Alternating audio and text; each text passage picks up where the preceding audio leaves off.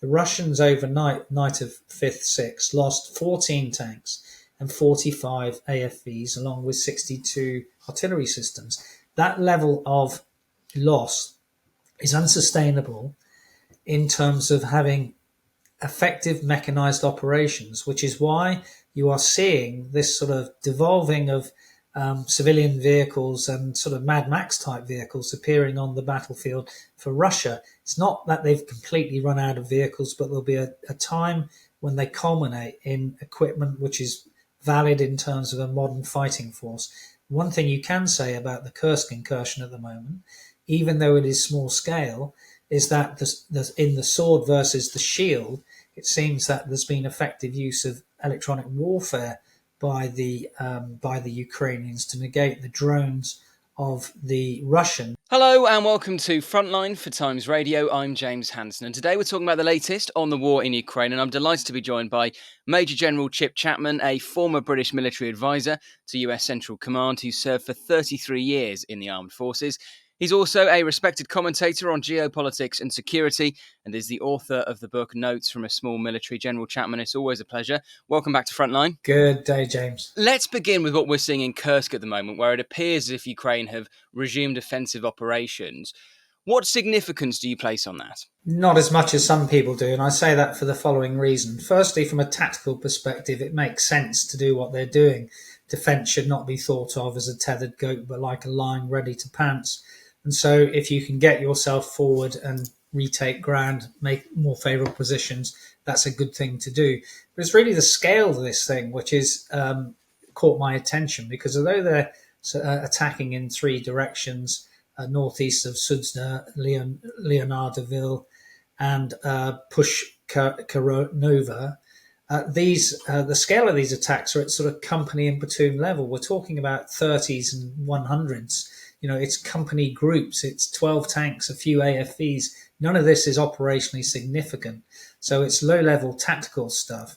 And what it does do, though, of course, is try and reclaim some more of the territory which they've lost, because they probably lost around 50% of their original gains from the 6th of August attack.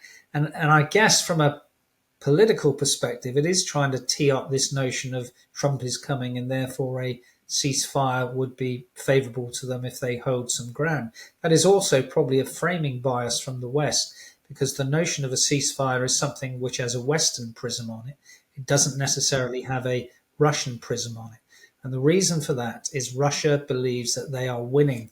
I've said a number of times the chicken pecks grain by grain. What is more significant really in the last few days, rather than the Kursk region attacks, is the loss of Kurakova in Donetsk.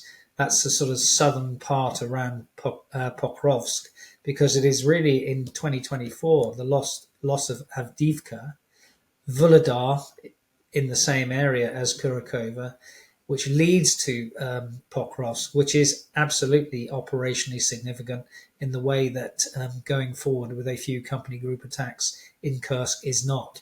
So the Kursk thing may be politically significant should there be a ceasefire, which I don't think there will. The attack and loss of Kurakova is tactically significant and could be operationally significant if Pokrovsk is lost. Well, that's a really interesting point there, and we definitely will come on to the political significance in due course and talk about ceasefires, although I note your scepticism. I think it's justified. On Kursk, do we know yet what Ukraine are trying to achieve here? Is this purely a diversionary tactic? Is this about reclaiming the ground in Kursk that Russia have already regained since August? Or is this, even as some people are speculating, the start of a new main offensive there? I don't think we can see any evidence yet of a new main offensive. It's not really the best time of year to do it. We're only a few weeks away from the sort of mud of spring, really. So I do think it does have this low-level tactical momentum in terms of ground is important if you can take that as a bargaining chip, should that be one of the things that they want to do in the future. But I just don't think it has that much significance. It is, as I said, it is always a good thing to counterattack, never stay static, always look for opportunities to improve your tactical situation. But at the moment, there's not enough evidence to say there's any more than that. Of course, really, there's an information vacuum from the Ukrainian side because of operational security. So you're getting a few minor reports from the Russian blogosphere. So I think you have to take some of it with a pinch of salt as well. Let's come on to the discussion around a potential ceasefire at some point in 2025. Why are you skeptical about that, Chip? Well, the first reason is I said Russia believes that they are winning, and that therefore, why have they got any need to stop? It's also the case that I don't think the great man theory of international relations really pertains. That one man can wave a wand, which Trump seems to do, what think he can do, and that magic dust will mean that there's a ceasefire and negotiations. If there would have been a ceasefire and negotiations on the 8th of December, because at the same time that the regime was falling in Syria, and Trump was in Europe for the reopening of Notre Dame, he did say that there should be immediate ceasefire negotiations to coincide with that. Well, no one took that as a significant date and said, "Oh, we must rush to that." I think the other thing is that you have to read the room in terms of what the Russians are saying. Lavrov, over the Christmas period, said that a ceasefire is the road to nowhere. And the suggestion, which was mooted, for example, by General Kellogg, that one of the things on the table might be pushing any membership of NATO 10 to 20 years into the future, was responded to by Putin in unequivocal terms, in that he still wanted to achieve what he saw as his objectives in late 2021, which includes Ukraine neutrality, Ukraine having no forces, the tactical realization that the four oblasts of Kherson, Zaporizhia, Donetsk, and Luhansk are theirs. So I don't think there is any momentum towards that ceasefire, only from this optimism biased by the rest. And again, the other thing, because the North Koreans are fighting in Kursk, and big losses. I mean, Zelensky said a couple of days ago that they've lost 3,800 troops there killed or wounded at the moment. But Korea is a model to potentially look at. It took 2 years and 500 meetings in Korea to come to an agreement on an armistice. Neither Russia or Ukraine will take a bad deal. And at the moment, there is absolutely no deal on the table. So a rush to a ceasefire and negotiations seems to be not something which is credible at the moment. Well, the Korea example is an interesting one, because I know that a DMZ has been floated, a demilitarized zone akin to what you have between North and South Korea. But if you're Vladimir Putin, I mean, that is a non-starter, presumably, because you don't want, whether it's UN troops or NATO troops or whoever, policing that DMZ between you and Ukraine.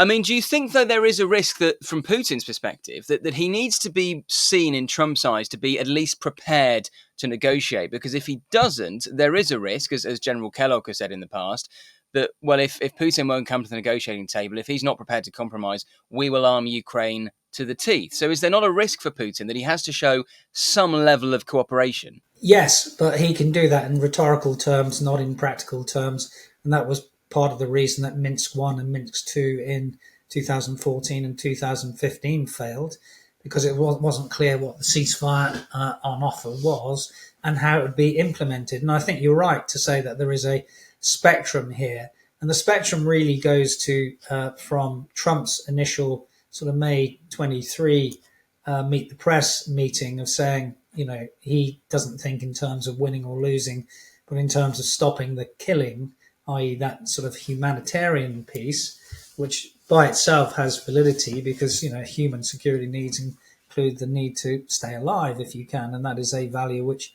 everyone can subscribe to.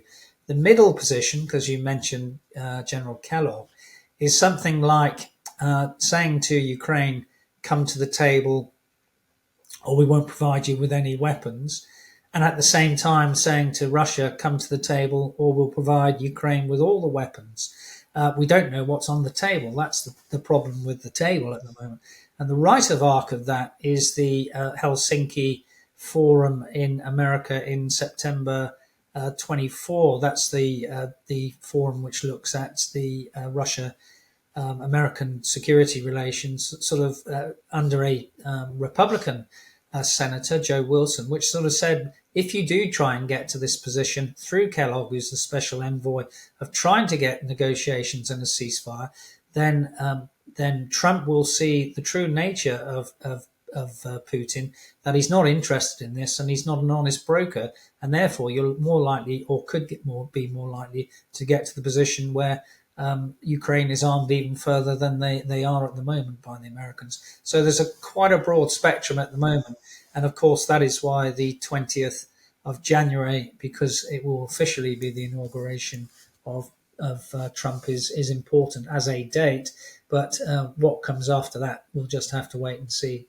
And it has long been it appears, a deliberate tactic of Donald Trump to try and have this creative ambiguity almost around what his true intentions are and what he may do. He likes to be seen as unpredictable. It gives him a certain leverage when it comes to negotiations. But do you really think, Chip, that in his own mind, Donald Trump even knows how he's going to approach this once he's in office? No. And one of the things of, even though you mooted things like a demilitarized zone and peacekeepers, none of that is an end state. Now, we're not really sure what the end state we're working towards it is. Of course, from a Ukrainian perspective, they think the end state should be that they can get back to the 1991 borders. From a Russian position, their maximalist end state is really that Ukraine ceases to exist as a sovereign country. There's a big spectrum between those two things, and bridging that in terms of any form of negotiations is going to be very, very complex. Again, it's back to this, waving a magic wand is not something that can happen. And therefore, you go back to things that things that say Budanov, the intelligence chief of Ukraine, says that if you can continue to support Ukraine, there comes this moment in maybe the middle of 2025 when things start unraveling in Russia. So one of the theories of victory, of course, is via, and I've said it many times, the Clausewitzian trinity, that either the economy goes south, the elites defect, or the army marches off the battlefield. That could also happen, part of that, on the Ukrainian side as well, because you've got to have some hope for the future and what a settlement might be to sustain that will to fight, both in the military and in political terms, by the population supporting what they think will be an honourable or just peace. Let's just look at that, because a lot of people are increasingly talking about the Russian economy and making that very point that if this war drags on further into 2025, possibly beyond, there may come a crunch point. I mean, we've seen, for example, how the value of the ruble fell very sharply after the incursion into Kursk in August. Okay, it's recovered somewhat since, but not completely. The governor of the central bank in Russia has been pretty critical privately, apparently, according to sources, about the war and the cost of the war and the impact on the Russian economy. Do you think, especially if you couple that with the potential need for fresh mobilization at some point this year, if the war drags on, it could create almost a perfect storm for Putin? Yeah, all that is possible. Mobilization is a societal risk for him. The economy is a risk, but he doesn't have that elite defection at the moment. And as long as you've got this digital authoritarianism within the regime, and he's been there a long time now, approaching 25 years in one form or another as prime minister or president, then you've still got a very benign population. This really goes back to our old friend in the Wagner group, Prigozhin, when he sort of said we might have to live like North Korea for a few years to ensure that we're successful in Ukraine. And it might be the fact that they do that. And sometimes you can overplay the amount that sort of the degradation of an economy can have an impact. Because, for example, I remember when I was doing the sort of job for real, in 2012, the Syrian economy, all the indicators there were red, and yet that sustained itself for another 12 years. So you can live through a lot of inflation, you can live through a lot of economic imbalances if you really choose to do so. It's whether those fractures start coming, I think, in the population, which are the key thing to look for, and that really is to do with the mobilization. You can mobilize people, but one of the things which is significant is the losses. So the figures which came out for 2024 suggested that the Russians had lost 3,000 tanks and 9,000 armored fighting vehicles in 2024. Now, when we're talking about what's happened in the last 2 days, the Russians overnight, night of 5th, 6th, lost 14 tanks and 45 AFVs, along with 62 artillery systems. That level of loss is unsustainable in terms of having effective mechanized operations, which is why you are seeing this sort of devolving of civilian vehicles and sort of Mad Max type vehicles appearing on the battlefield for Russia. It's not that they've completely run out of vehicles, but there'll be a time when they culminate in equipment which is valid in terms of a modern fighting force. One thing you can say about the Kursk incursion at the moment, even though it is small scale, is that in the sword versus the shield, it seems that there's been effective use of electronic warfare by the Ukrainians to negate the drones of the Russians.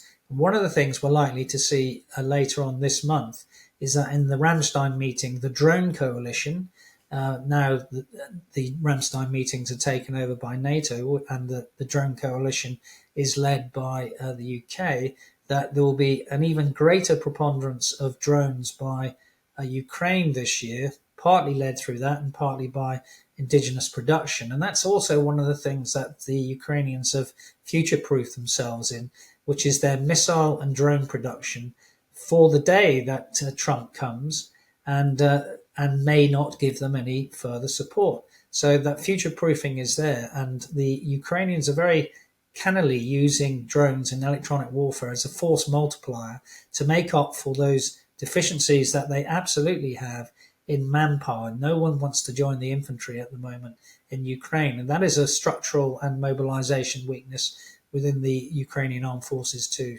That's absolutely fascinating. So much to unpick there. Just on the Russian supply issues, I mean, we've spoken so much about the Russian casualty rate and whether that is sustainable. Do you think that too many people have ignored for too long the supply issues that Russia also have? I think so. It was a fascinating thing about, the drones are actually being used as a consumable item in the way that a bullet was a consumable item for NATO forces in the past. So again, really what we're talking about is the deep battle by both Russia in terms of the electricity infrastructure in Ukraine, and the Ukrainian attacks on the oil production and gas production in Russia. Now, of course, one of the things that the Ukrainians have done over the Christmas period too is absolutely stop the transit of Russian gas across their terrain to Europe. Now, all this plays into the sort of potential collapse of the economy in the future.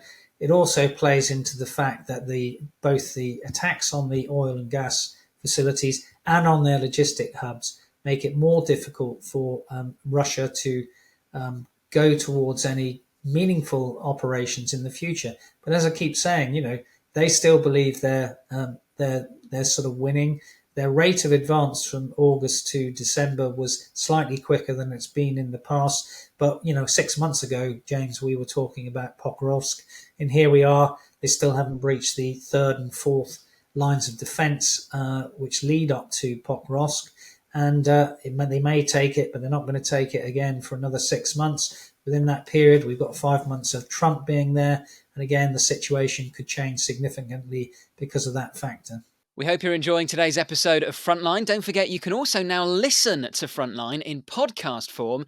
Just search for The World in 10 from wherever you get your podcasts, where you can also hear daily analysis of the biggest stories relating to war and defence. And we'll put a link to The World in 10 in the description below. If this war does drag on throughout this year, maybe beyond, what tactics do you think we will increasingly see from the Ukrainians? I mean, you mentioned their very effective use of electronic warfare in Kursk, for instance, but also I wonder if they will make even more use of, for example, political assassinations. We saw what happened with General Kirillov in Moscow only a few weeks ago. Do you think they will look more at that if they've got an issue with infantry on the front line? Well, I just think that's another weapon in their armory, and although the Russians sort of railed against that, it's nothing new from the Russian side. Of course, they've tried to assassinate Budanov and his wife a number of times. So producing any uncertainty in your adversary, both in the military, political sphere, or whatever economic sphere, is something you need to do. But of course, you need to do all these together in a coherent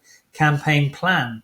So it looks to me at the moment that everyone has sort of really disregarded the Zelensky victory plan for good reasons in lots of ways, because it wasn't really socialized with the West. I think the fact that General Kellogg is there and can at least be an honest interlocutor with Zelensky, whether he can do the same thing with Putin is another thing. And that's also one of the important things, that Putin has said that he won't talk to Zelensky.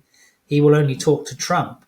And that's important because he thinks that Trump at the moment will sell Ukraine down the river. But that also disregards the fact that you must give agency both to Ukraine and Zelensky in any negotiations. And of course, it's a lot wider than that. It's to do with the EU and the countries that border. For example, in 2014, after the initial invasion, the former US Soviet Union countries that bordered Ukraine, what we call the Bucharest Nine, formed the Bucharest Nine, and during that period after 1991, willingly turned to NATO because they knew what it was like to be under the boot of the Russians. So they have agency too. So this isn't just a stitch-up between Trump and Putin. There are a number of other factors in this and those who have agency within this. That's why I return to that point that neither Russia or Ukraine will take a bad deal, and any deal that Ukraine has to look at or offered to them has to be put to the people of Ukraine. But I also wonder if Putin in particular is underestimating the extent to which Trump won't take a bad deal. I mean, this is the man who prides himself as being a deal maker. He put his name on the book, The Art of the Deal, and he doesn't want to necessarily be presiding over a deal that is seen to be too favourable to Putin, where people can level the charge that he's a lapdog of Vladimir Putin. And if Putin is clever, does he not need to accept some concessions that Trump can portray as, look, I've made Vladimir Putin make some compromises here, but as long as Putin can internally within Russia sell that as some kind of moral victory, then from his perspective, both sides can be happy. But do you think Putin is prepared to make those compromises to allow Trump to sell whatever deal comes out as a great act of statesmanship on Trump's part? I don't think he is at the moment. And this again comes back to the negotiating tactics that the Russians always subscribe to. That is, demand the maximum. Second one, always give ultimatums. And thirdly, don't give an inch in negotiations, because there are always useful idiots in the West who'll give you something, and therefore you'll either have a third or a half of something you didn't have before. That is the way that the Russian mindset on negotiations works. They might want negotiations, not yet, but they don't want to negotiate. Just finally, Chip, when you hear people saying 2025 is going to be the year that the war in Ukraine ends, what is your response? How likely do you think that is? Well, I always sort of say that war is the most complex activity in the universe, and that there are too many variables to establish this. I think one of my opening gambits about the amount of time it took to get to the armistice in Korea is probably worth reiterating here. You need a lot of meetings, a lot of negotiations between a lot of complex parties to get to any sort of solution. So if we think this is going to be over by the spring of 2025, I would very much doubt it. Major General Chip Chapman, it's always a pleasure. Thank you for joining us again on Frontline. Thank you, James. Thank you for watching today's episode of Frontline. For early access to our videos, member-only Q&As and live streams, then sign up for a membership via the link in the description. And for the latest news and breaking stories, listen to Times Radio and follow us at thetimes.com.